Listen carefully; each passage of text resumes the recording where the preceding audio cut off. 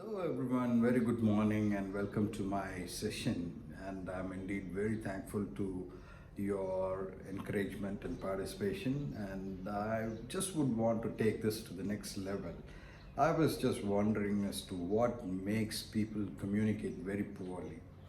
Because after seeing many young minds who are struggling with their communication, I thought I should develop some kind of a strategy to help them, to enable them speak better.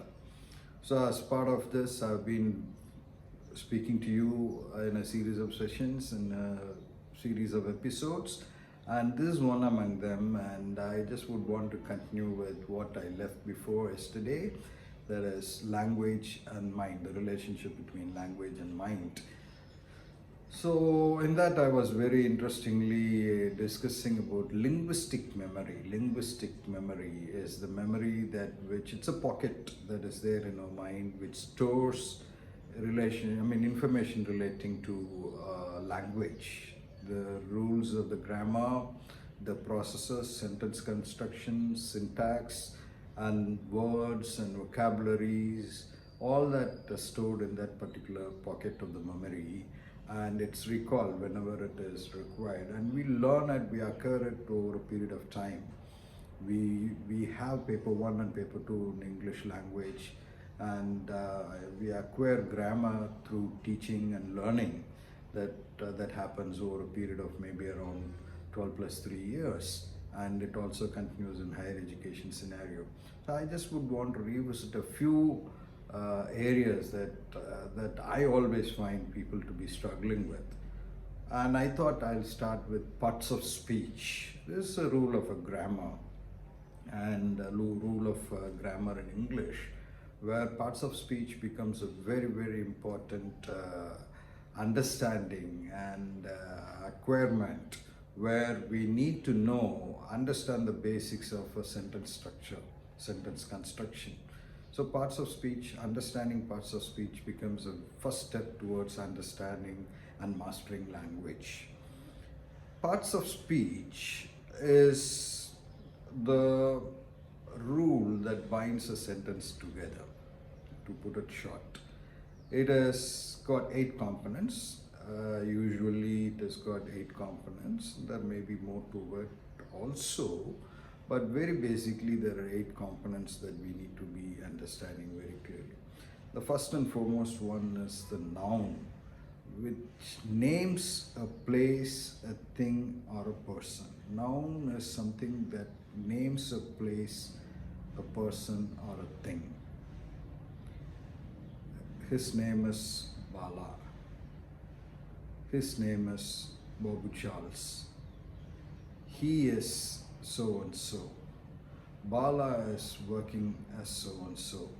Bobu Charles is working as so and so in so and so place, and he is involved in doing this. So it tries to create a kind of an understanding by naming a person, place, or a thing. It doesn't name the action. What names the action is the verb. Verb expresses an action. It expresses an occurrence or a state of being. He ran quickly. Here the word ran, in fact, tries to signify a verb, an action. Running is an action, walking is an action, even sleeping is an action. Right, he was sleeping quietly in his room. So this is something that which again you'll have to take it into consideration. This is the second component of parts of speech. And the third important component is adjective. It modifies or describes a noun. It modifies or describes a noun. He is the tallest person in the class. It describes and modifies the noun by saying, here it's a pronoun, and Raj is the tallest person in the class. Here, the noun Raj is the tallest person in the class, and the adjective is the tallest person, tallest. Right, it qualifies, it modifies or describes a noun. Right, and the fourth component is adverb. It modifies a verb, and it also modifies an adverb. It modifies a verb and modifies an adverb. She was speaking fastly. She was speaking very fastly.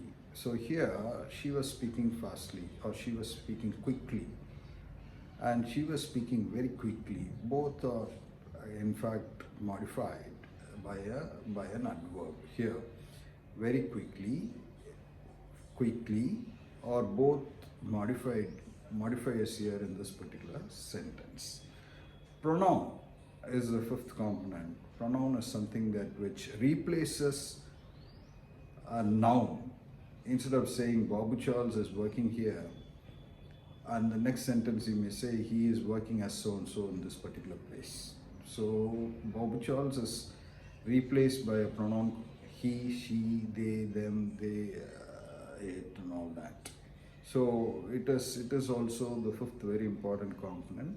And the next component is the preposition. Indicates the relationship between the object and other words. The book was under the table. The book was kept on the table. The keys were kept in the drawer on the table. Right. The book was kept beside the keys. The book was kept down under the chair. So these are the prepositions which tries to develop a relationship between the object and other words. Then the seventh important factor is conjunction. Conjunction is something that which connects words, phrases, or clauses. She was late to class, so she had to run all the way to the class. He was rather speeding fast, and he had to definitely slow down when it comes to the traffic lights. So this is something that's a conjunction which connects two sentences or two ideas, and it is a connecting factor actually. Conjunction is co-joining, conjuncting, and it plays a very important role in the sentence structure. And the last one is interjection.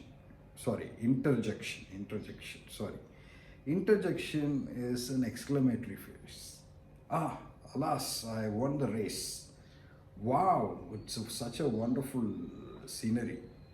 Fantastic, I loved it so much. Aha, you mean to say this?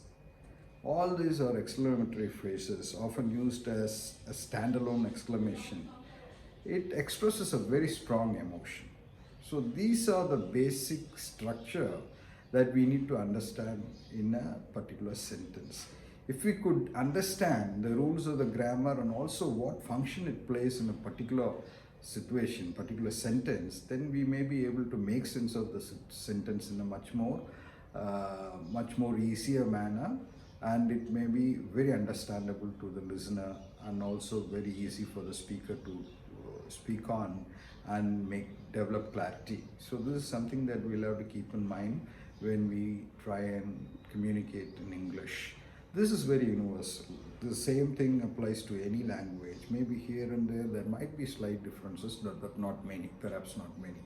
So we have to keep in mind how these things are constructed and how to take it forward in this in a conversation.